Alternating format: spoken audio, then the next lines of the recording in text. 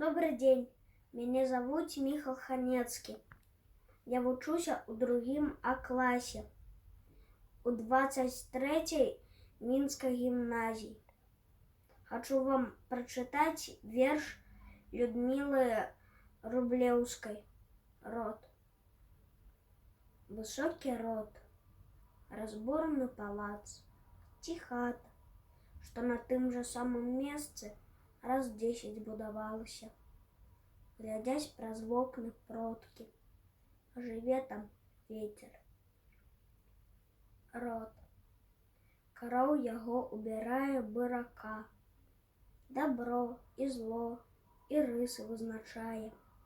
З якімі сын твой будзе, ці дачка, жыць з ганьбаю, са славай ці звычайна. Не выдумка блакітная крыві, а ісціна разумныя істоты. Свой ведаць род і гонар радавы. І рушнікі захоўваць, і кляйноды. На свеце адасобленых няма.